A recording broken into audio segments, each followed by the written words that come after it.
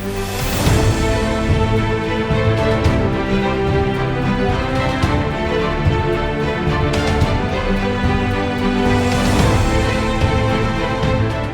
हूं आपकी होस्ट महनाज जावेद और आप देख रहे हैं सांझा पाकिस्तान। सांझा पाकिस्तान नाम है एक सोच, एक विज़न और एक जद्दोजहद का। नाज़रीन, सांझा पाकिस्तान सीज़न 1 की तरह सीज़न 2 में भी आप जान पाएंगे मसीही औरत का अंदाज़े क़यादत। सांझा पाकिस्तान के इस प्रोग्राम में मैं कोशिश करूंगी अपनी मसीही ख़वातीन की कामयाबियों, जद्दोजहद और आवाम के लिए की गई खिदमात को आप तक पहुंचाने के लिए।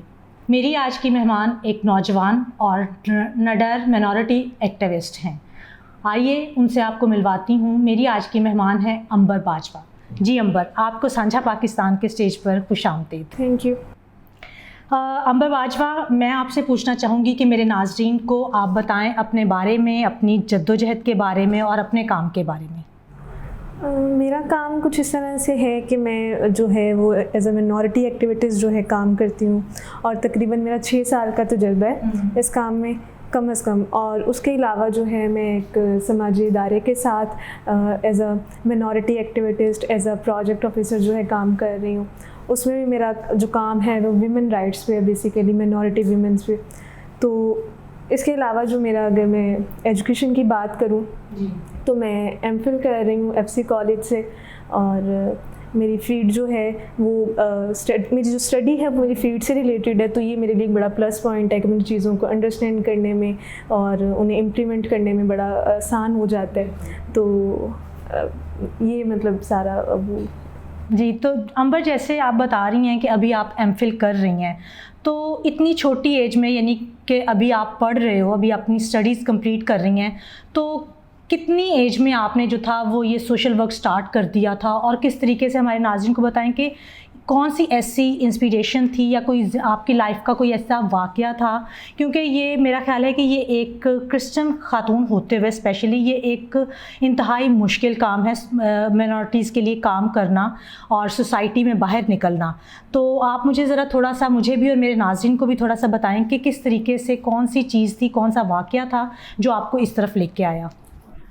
ऐसे बचपन से वैसे तो हमारी जो ख़वातीन हैं, हमारी लड़कियां हैं, उनके साथ, लड़कों के साथ भी डिस्क्रिमिनेशन जो है हमें एज अ मिनॉरिटी यहाँ पे रहते हुए फेस करनी पड़ती है। मैंने भी की है और सब करते हैं। लेकिन जो आप इंस्पिरेशन की बात कर रही हैं, किसी से वाक़या की बात कर रही हैं, तो वो कोई ऐसा नहीं हुआ था। लेकिन सडनली मैं बस इस चीज़ में आई थी और मैं उस टाइम में, क्योंकि आपने बात की कि कम एज से मैंने स्टार्ट लिया था, उसकी वजह ये थी कि मैं यूनिवर्सिटी में थी, ग्रेजुएशन कर रही थी और वहाँ पे क्योंकि मैं अकेली वहाँ पे मिनॉरिटी से क्रिश्चियन लड़की थी 2 डिपार्टमेंट्स में अकेली। तो मेरे लिए ये बड़ी अचीवमेंट वाली बात भी थी, लेकिन मेरे लिए थोड़ी सी मुझे शर्म भी कभी महसूस होती थी कि इतने बड़े डिपार्टमेंट में मतलब 100 ऑफ लड़कियों में से जो है मैं अकेली क्रिश्चियन हूँ। तो ये बड़ा हमारे लिए एक हमें थोड़ा सा इस पर सोचने की ज़रूरत है कि ऐसा क्यों है कि हमारे बच्चे जो, मतलब शर्म इस बात के लिए होती थी कि और हमारे क्रिश्चियन बच्चे क्यों नहीं आ गए। बिल्कुल जी, बिल्कुल। जैसे कि अंबर बता रही हैं कि जब वो फर्स्ट टाइम गई भी किसी ऐसी ऑर्गेनाइजेशन के पास, किसी ऐसे अदारे के पास जो कि मेजॉरिटी की थी, और जैसे वो बात कर रही हैं कि वो गईं और ऐसी बातें उन्होंने वहाँ पर सुनी, जब उन्होंने इनके साथ बातचीत की जिनके बारे में वो पहले से अवेयर नहीं थी, हालांकि उनका सब्जेक्ट है, वो पढ़ रही हैं।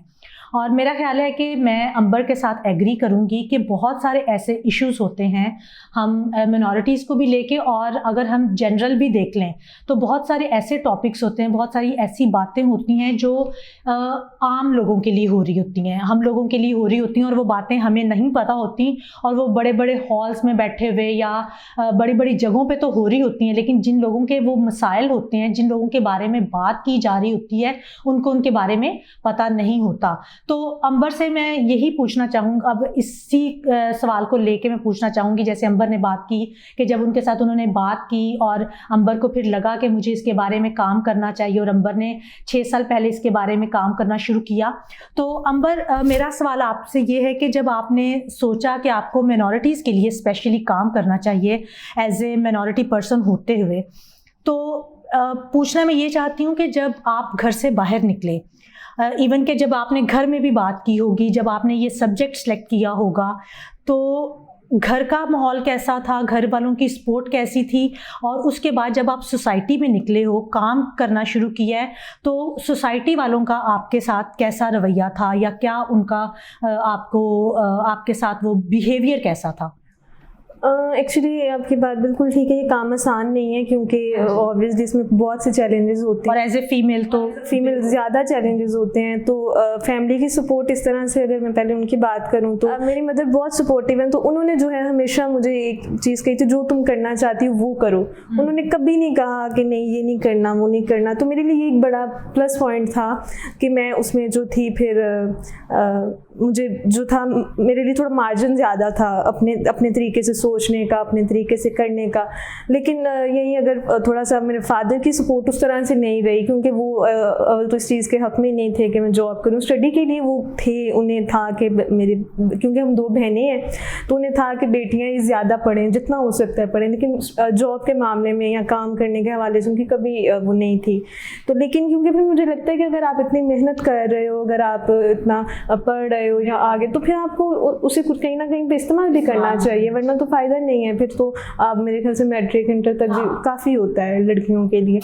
तो मेरी शुरू से सोच थी कि मैं कुछ करूँगी, लेकिन ये नहीं पता था क्या करूँगी, वही बात है। तो वो चीज़ें वो आहिस्ता आहिस्ता जो थी, वो मुझे रास्ता मिल गया, ये अच्छी बात थी मेरे लिए।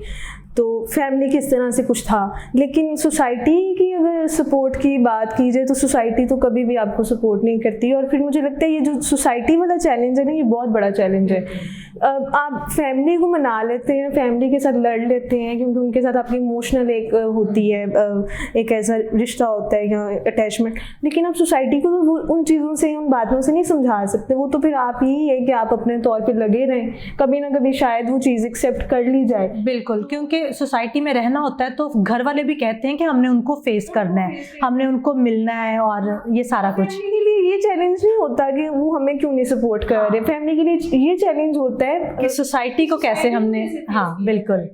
तो लेकिन यही है कि वो उसमें मुझे मेरी मदर की बहुत सपोर्ट रही है, और आज मैं जहाँ पे भी हूँ, जो भी हूँ, सिर्फ उनकी वजह से, उनकी सारी सपोर्ट की वजह से। तो उन्होंने इस चीज़ के लिए बड़ा जो है उनकी थैंकफुल भी हूँ कि उन्होंने मतलब ये नहीं सोचा कि बेटी है, और उन्होंने हमेशा जो है बेटों की तरह सपोर्ट किया है। सही। तो अंबर, जैसे आप बता रहे हो कि आप दोनों बहनें ही हैं और आपकी मदर की सपोर्ट हमेशा रही है, तो मैं आपसे पूछना चाहूँगी, जैसे अभी हम पहले बात कर रहे थे, इंटरव्यू से पहले मैं आपके साथ बात कर रही थी, तो आपने कहा कि मेरा ज़्यादा फोकस जो है वो मिनॉरिटी वुमेन पे है। तो क्यों आपने सोचा कि मतलब सारी मिनॉरिटीज़ में से मतलब सारे उनको देखते हुए कि आपने वुमेन पे ही क्यों सोचा कि आपको वुमेन के लिए ही क्यों काम करना चाहिए? नहीं, ऐसा भी नहीं है कि मैंने कुछ सोच के विमेन के लिए काम करना शुरू किया। लेकिन बात ये थी कि ऑब्वियसली मैं हमेशा एक बात हर प्लेटफॉर्म पे कहती हूँ कि एक तो पाकिस्तान में औरत होना, और दूसरा मिनॉरिटी की औरत होना जो है वो बहुत बड़ा चैलेंज है। तो हम उस चीज़ को जो है डिनाई नहीं कर सकते। हम जो मर्ज़ी कर लें, जैसे मर्ज़ी कर लें, हमारी लड़कियां, हमारी बच्चियां जितना मर्ज़ी पढ़ी लिखी हों, अच्छी पोस्ट पे हों, लेकिन इस चीज़ को नहीं डिनाई किया जा सकता उनके लिए क्या क्या चैलेंजेस हैं पाकिस्तान में रहते हुए। तो ये बात थी कि मिनॉरिटी वीमेन के लिए कुछ मुझे शायद अपॉर्चुनिटीज़ ही ऐसी मिली हैं कि मुझे हमेशा उन्हीं के लिए ज़्यादा काम करना पड़ा है, और यूथ के साथ काम किया, मिनॉरिटी की यूथ के साथ काम किया। लेकिन इस वक्त जो मैं करंटली जिस प्रोजेक्ट पे काम कर रही हूँ, वो जो है वो फोकस ही विमेन पे करता है, विमेन की पॉलिटिकल, सोशल, इकोनॉमिक एम्पावरमेंट पे। तो उसमें ये है कि हम औरतों को जो है छोटे कारोबार से शुरू करते हैं, फिर उससे वो जिस मर्जी पैमाने पे लेके जाएं, लेकिन मतलब उनकी इतनी सपोर्ट की जाती है, उन्हें इस तरह की वर्कशॉप्स, इस तरह के सेशंस, इस तरह की ट्रेनिंग्स दी जाती हैं कि जिससे वो अवेयर हो सकें कि वो जो है घर में बैठी ख़वातीन जिन्हें लगता है कि हम कुछ नहीं कर सकते, तो वो भी कुछ करने के काबिल हैं। ऐसा तो नहीं है कि किसी के पास कोई मतलब दिमाग कम है या ज़्यादा है या स्किल नहीं है, सबके पास कुछ ना कुछ है, लेकिन वही बात है कि हमने उसे यूज़ कैसे करना है ये हमें नहीं पता।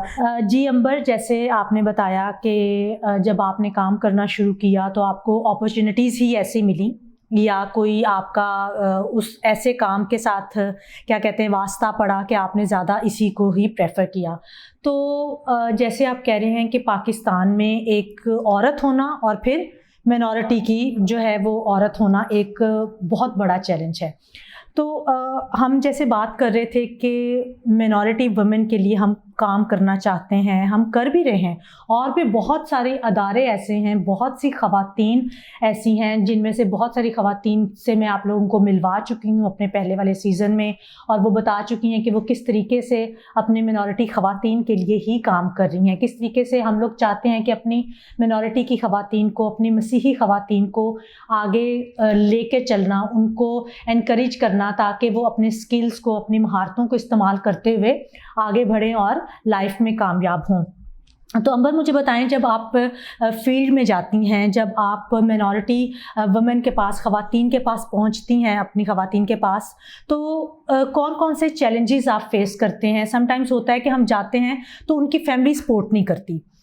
मैं आपको इससे थोड़ा सा लिंक करती हूँ इस बात को कि जब हम लोग कभी ख़वातीन के साथ काम करना चाहते हैं तो उनके घरों के मर्दों की सपोर्ट ही उनको हासिल नहीं होती, भले वो बाप है, भाई है और ख़ामंद है। नो डाउट कि हम लोगों का माशरा ऐसा है, बहुत सारे हमारे मुल्क में ख़वातीन के साथ वाक़यात ऐसे हो जाते हैं कि जिनसे घर के जो मर्द हजरात होते हैं वो बहुत ज़्यादा अपनी ख़वातीन को तहफ़्फ़ुज़ देने की खातिर भी शायद इस तरह करते हैं, और लेकिन इसके साथ साथ बहुत दफ़ा ऐसा भी होता है कि अवेयरनेस नहीं होती और वो अपनी ख़वातीन को, वो कहते हैं कि नहीं, ख़वातीन का तो काम ही ये है कि वो घरों पर रहें, घर संभालें, बच्चे देखें, और फिर वही अंबर वाली बात कि इतना पढ़ने लिखने का क्या फ़ायदा अगर आपने अपने लिए या अपनी सोसाइटी के लिए कुछ नहीं करना।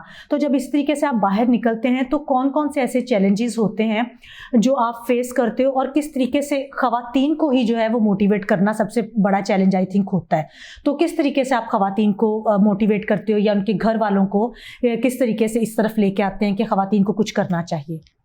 ये तो आपने बिल्कुल ठीक है, ये बहुत बड़ा चैलेंज है कि ख़वातीन को किस तरह से मोटिवेट किया जाए, क्योंकि मसला यही आ जाता है कि उनकी फैमिलीज़ उन्हें कभी भी सपोर्ट नहीं कर रही होती।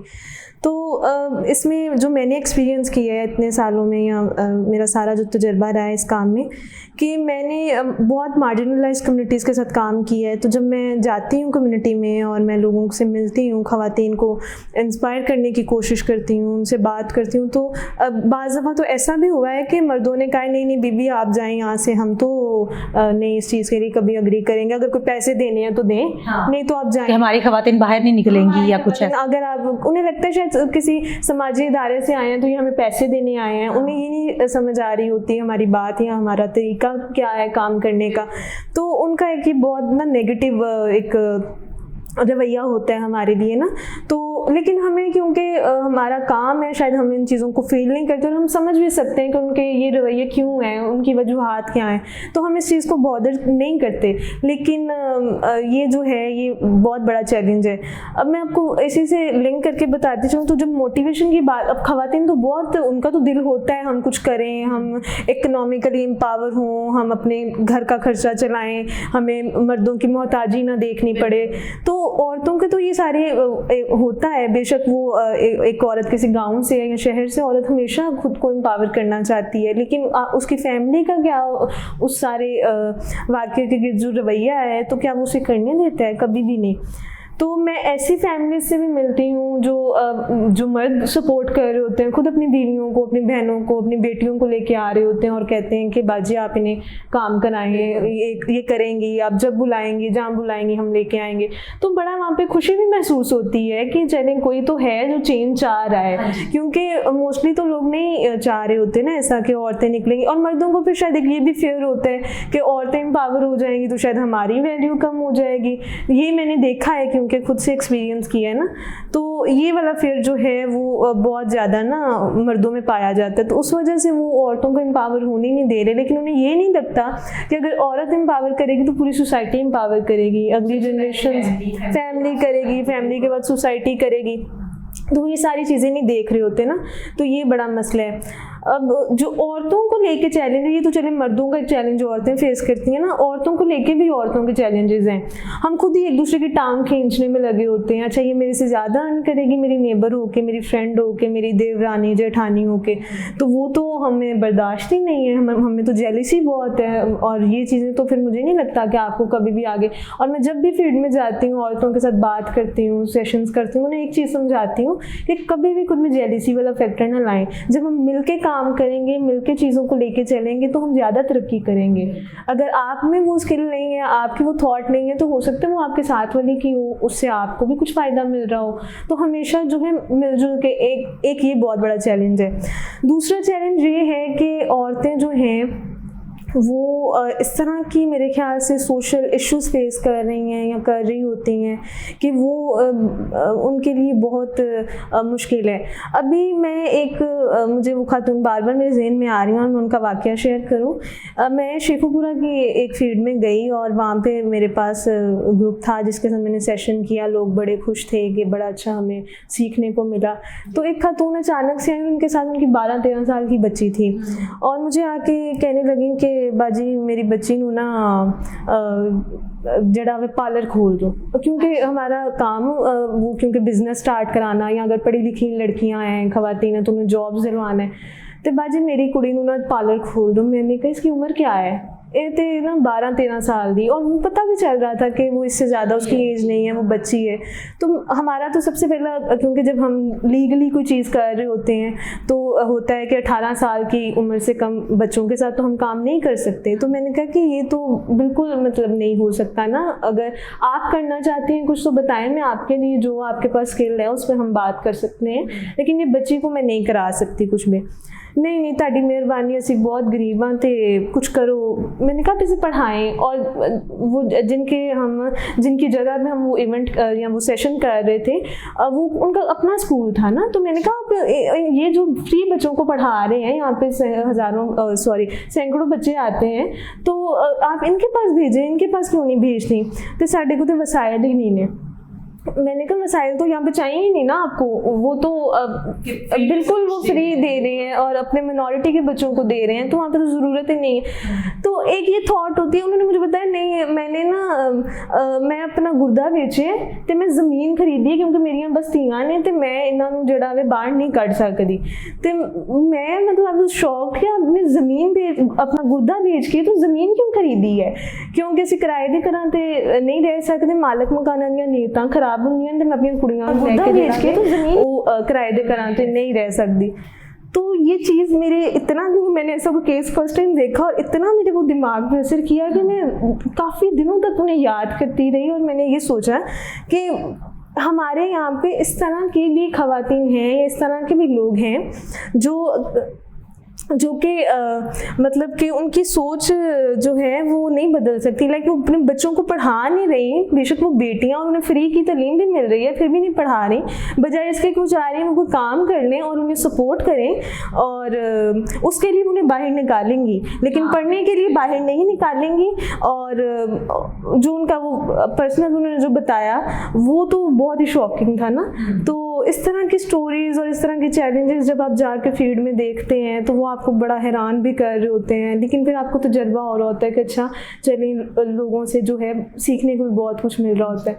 तो ये सारी चीज़ें तो फील्ड में जो हैं वो फैक्ट्स हैं जिन्हें हम नहीं बदल सकते, हम कुछ भी। जी बिल्कुल अंबर, जैसे आप बता रही हैं कि किस किस तरह के चैलेंजेस आपने फेस किए हैं और कर रही हैं, और जो हमारी ख़वातीन को जो चैलेंजेस फेस करने पड़ते हैं बदल सकते उसका भी एक्सपीरियंस किया है आपने।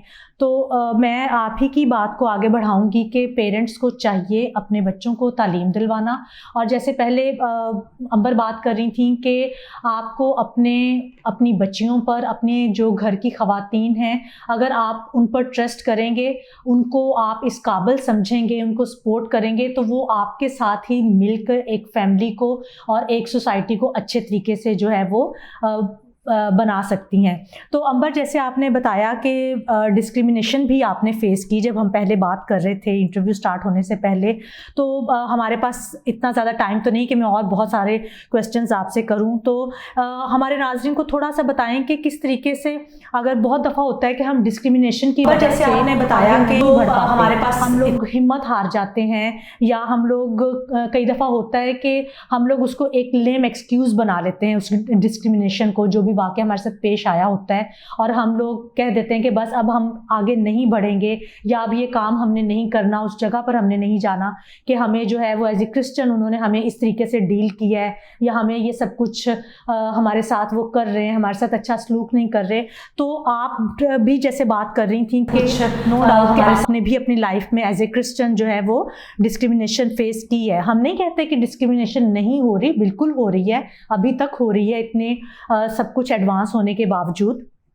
और किस तरीके से आपने उस चैलेंज पर, उस जो आपके साथ जो भी कुछ हुआ उस पर किस तरीके से आपने काबू पाया, और हमारे नाज़रीन को खासकर स्पेशली हमारी बच्चियों को बताएं कि उसको आपने किस तरीके से उसको काबू पाकर उस पर आप आगे बढ़ें और उस चीज़ को बच्चियों को बताएं कि, या तो ये ज़रा मेरे नाज़रीन के साथ थोड़ा सा शेयर करें। इसमें ये है कि हमारे, सॉरी टू से, लेकिन हमारे पेरेंट्स का बड़ा फॉल्ट है। वो बच्चों को जो है बचपन से इस चीज़ के लिए ट्रेन नहीं करते, बताते नहीं हैं कि उन्हें क्या करना है, कैसे चीज़ों को जो है वो हैंडल करना है, फेस नहीं करना चाहिए, या उनको जो है वो उस पर कभी भी कॉम्प्रोमाइज़ नहीं करना चाहिए आपको, लेकिन हैंडल करना आना चाहिए। तो हमारे पेरेंट्स हमें नहीं बताते, मेरे पेरेंट्स ने भी नहीं बताया होगा मुझे, लेकिन फिर भी जो है